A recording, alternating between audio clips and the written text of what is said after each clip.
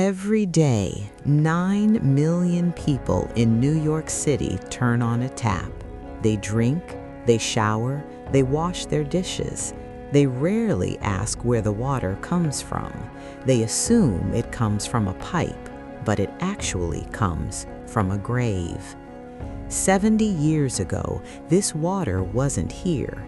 This was a valley. There were towns down there. Towns with names like Bittersweet and Neversink, communities that had stood since the American Revolution. They didn't die because of a disaster. They didn't die because of a war. They died because a city 100 miles away was thirsty. To create the ultimate metropolis, New York State sanctioned the ultimate eviction. They burned the homes, they diverted the rivers, and they even paid the residents $15 to dig up their own grandfathers. Today, the waters are receding again, and the sacrifice zones of the Catskills are coming back up for air. The scale of loss. The numbers are difficult to comprehend. To create the Delaware and Catskills water systems, New York City didn't just flood land, they dismantled a civilization. 25 communities were destroyed or relocated. 5,500 people were forcibly displaced, and perhaps most haunting of all, nearly 4,000 bodies had to be dug up from local cemeteries and moved to higher ground. This is the story of two of those towns, Gilboa, which sat on the oldest forest in the world, and Neversink, the town that was drowned to keep a city alive.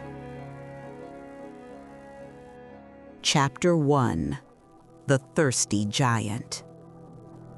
By the turn of the 20th century, New York City was a beast that couldn't be sated. Its population was exploding, doubling every couple of decades. The local water supplies in Croton and Brooklyn were becoming polluted and insufficient. The city planners looked north. They saw the pristine valleys of the Catskills, the Shikori Creek, the Esopus, the Neversink. They saw gravity. They saw clean water. They did not look for people. In 1905, the state legislature passed a series of laws granting the city the right to seize land in the Catskills by eminent domain. It was a legal weapon that allowed a municipality to invade a rural county, condemn property, and evict residents for the greater good. The first target in this specific saga was Gilboa. In the 19-teens, Gilboa was a postcard of rural American life. It had a grist mill, a blacksmith, a newspaper called the Gilboa Monitor, and a population that had lived there for generations. It was a progressive town with its own hydroelectric plant. But to the engineers in Manhattan, Gilboa was just a topographical anomaly, a perfect bowl waiting to be filled. In 1917, the notices went up. The town was condemned. Construction began on the Shikori Reservoir, and the destruction was total. They didn't just flood the buildings, they erased them. To ensure the water remained pure, the Board of Water Supply ordered that every structure be burned to the ground. 430 buildings were torched. Residents watched as their homes, their schools, and their history were turned into ash to sanitize the basin for the city's drinking water. Chapter 2. The Oldest Forest on Earth. But as the engineers dug the foundations for the Gilboa Dam, the land fought back with a revelation that would shock the scientific world. As the steam shovels clawed into the bedrock to anchor the dam, they uncovered something impossible. Massive, fossilized stumps. Not just one or two, but dozens. They had discovered the Wadiyeza trees. These weren't just old wood. They were the remains of the very first forest to ever exist on planet Earth, dating back 380 million years to the Devonian period. Before dinosaurs walked the Earth, Gilboa was a tropical delta. These trees were the first time life on Earth grew tall. The irony was cruel. To build a reservoir for the future, the city was destroying the most significant paleobotanical site in the world. Scientists raced to harvest what they could. Some stumps were shipped to the New York State Museum, others sent to the Smithsonian, but most were left where they lay. The dam had a schedule. The city needed water, and so the ruins of the world's oldest forest were flooded alongside the ruins of the town that bore its name. Gilboa was gone by 1927, but the city's thirst was not quenched. 20 years later, the engineers returned to the mountains, and this time they came for a town called Bittersweet. Chapter 3: Bittersweet and the Final Eviction. If Gilboa was a tragedy of history erased, Neversink was a tragedy of community destroyed. In 1941, the New York City Board of Water Supply set its sights on two more hamlets, Neversink and a town with the painfully prophetic name of Bittersweet. Neversink had been settled since 1798. It was a tight-knit community of 2,000 people. They had their own schools, their own churches, and a unique culture. But the city needed the water from the Neversink River, a name derived from the Algonquian meaning Mad River because of its wild, unpredictable flow. The condemnation notices arrived like a death sentence. Residents were offered fair market value, but in reality, many received only half of what their land was worth. And worse, the state often took up to 2 years to actually pay them, leaving families in financial limbo, unable to stay but too poor to leave. Unlike Gilgo, where they burned everything, some residents of Neversink tried to save their lives. They didn't just pack suitcases, they packed their architecture.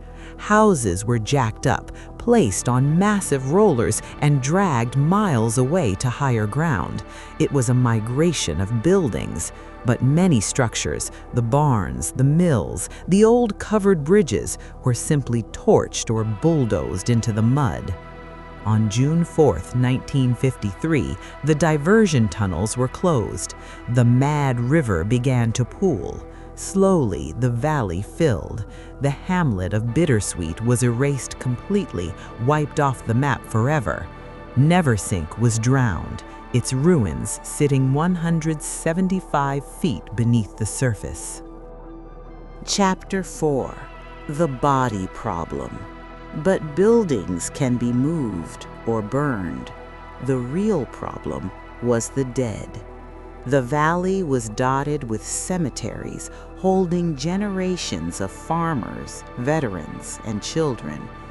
The Board of Water Supply had a cold, bureaucratic rule. You cannot have decaying bodies in a drinking water reservoir. So began one of the most macabre operations in New York history. The city offered residents a choice. The Board of Water Supply would move your ancestors to a new cemetery for you, or they would pay you to do it yourself. The rate? $15 per body. It was a second trauma. Families had to watch as their grandfathers, mothers, and children were dug up from their final resting places. In total, over 5,000 bodies were exhumed across the reservoir system. Some were reburied in the new Neversink Cemetery. Others were moved to mass plots. But local legends persist that not everyone was found. that in the rush to meet the construction deadline, the unmarked graves of the poor or the forgotten were left behind. To this day, fishermen on the reservoir tell stories. They say that when the water is calm, you can feel the weight of what lies beneath: a town, a forest, and perhaps the ones who were left behind. Chapter 5: The Dry Town. The people who were displaced didn't just vanish. They built a new Neversink just a few miles away, and they carried their ghosts with them. One of the most peculiar remnants of the drowned town was its law. In the 1930s, the original Neversink had passed a strict prohibition law banning the sale of alcohol. It was a dry town. When the town moved, the law moved with it. For decades, while the rest of New York City partied through the 60s, 70s, and 80s, Neversink remained bone dry. It wasn't until 2015, over 60 years after the drowning, that the law was finally changed to allow restaurants to serve alcohol. It was a stubborn piece of cultural DNA, a refusal to change even after the ground beneath them had been swapped out. Chapter 6: When the Water Recedes. For decades, the water hid the truth. The reservoirs were kept high, the surface calm. But the climate is changing. In 2002, 2016, and again in recent years, severe droughts gripped the Northeast. As the water levels in the reservoirs dropped by 50, 60, even 80 feet, the sacrifice zones began to emerge. It starts with the roads. Old Route 10, which once ran through the heart of the valley, suddenly reappears from the mud, a phantom highway leading nowhere. You can still see the yellow lines in some places, fading under 60 years of silt. Then the foundations, the stone skeletons of barns, the cellars of farmhouses, the footings of the bridges. They are stripped clean of wood and paint, reduced to their hardest elements. There is a persistent legend in the Catskills, the legend of the steeple. Locals will tell you that during the lowest droughts, you can see the top of the old Neversink church steeple poking through the surface like a finger pointing to heaven. The reality is colder.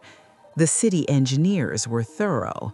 They burned the wooden structures to ash to prevent rot from contaminating the water. There are no steeples left. Only the stone foundations remain. But the legend persists because it feels true. It is the ghost story of a community that refuses to accept it was completely erased. Chapter 7: The Sunken City. In Gilboa, the memory is more tangible. The town didn't just disappear, it split. There is the new Gilboa on the hill, and the old Gilboa under the water. Every year they hold the Sunken City Music Festival. It's a celebration of survival. They drink cider made from apples grown on the ridges above the water that drowned their ancestors' orchards. And then there are the trees. The recent rehabilitation of the Gilboa Dam in 2010 exposed even more of the Devonian fossil forest, the oldest trees on Earth. It's a strange irony. To build the dam, they destroyed the town. But in destroying the town, they uncovered the deepest history of the planet. Gilboa is now famous not for the town that died, but for the prehistoric forest that lived there 380 million years ago. Chapter 8: The Ghosts in the Tap. Today, New York City has some of the cleanest, unfiltered drinking water in the world. It is the champagne of tap water. It fuels the bagels, the pizza, and the millions of lives in the metropolis. But that purity has a price tag that was paid by someone else. When a New Yorker fills a glass, they are drinking the rain that fell on Neversink. They are drinking the river that once powered the mills of Gilboa. They are drinking the water that flows over the empty cellars of Bittersweet. These towns were the sacrifice zones. They were the collateral damage of the American century. They proved that for a great city to arise, something else must sink.